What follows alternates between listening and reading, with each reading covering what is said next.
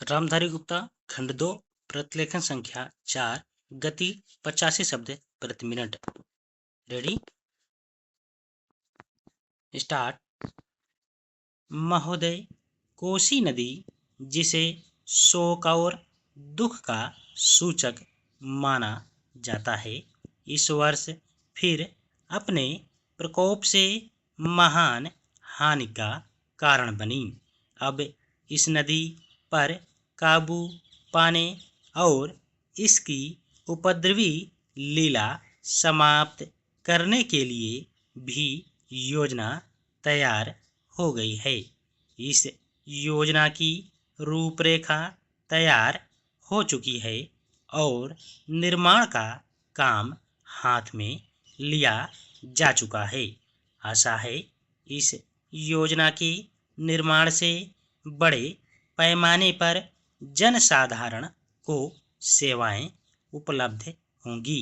जब यह नया परीक्षण सफल होगा तो महान योजनाओं के निर्माण में और भारत की महान जनशक्ति के उपयोग के संबंध में हमारी जानकारी और अनुभव में महत्वपूर्ण वृद्धि होगी। औद्योगिकरण के क्षेत्र में उन्नति, उत्पादन में और अधिक वृद्धि और भारत की प्रति व्यक्ति आय में वृद्धि विचाराधीन वर्ष की कुछ महत्वपूर्ण बातें हैं। औद्योगिकरण के साथ ही रोजगार के क्षेत्र को विस्तृत करने के प्रयत्न भी बराबर जारी हैं।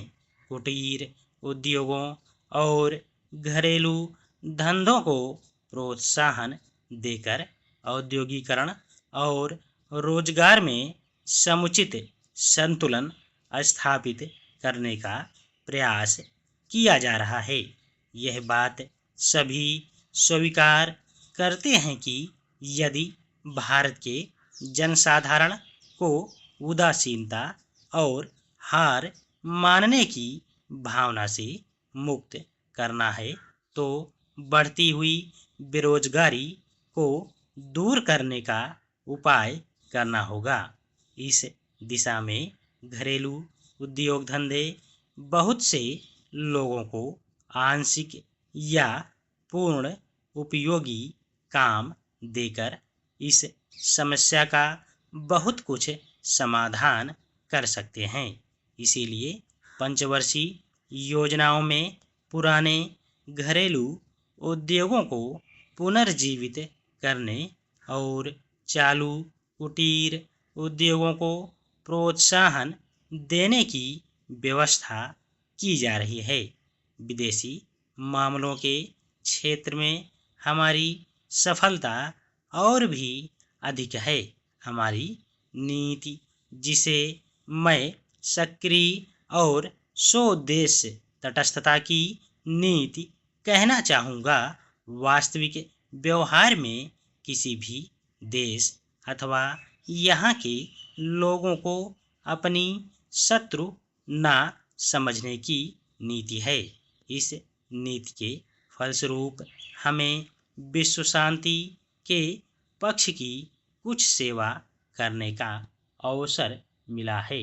हम प्रसन्न और आभारी हैं कि संसार के राष्ट्रों में भारत का स्थान इतना ऊंचा है।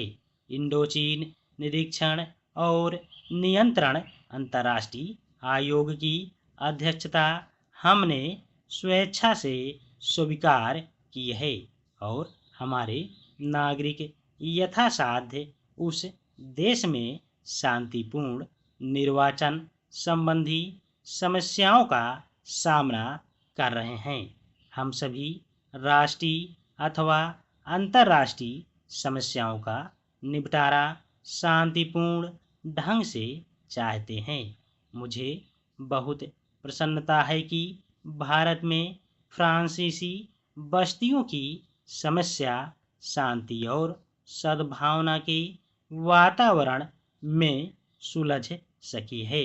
शांतिपूर्ण प्रणाली की सफलता का वह एक महत्वपूर्ण उदाहरण है।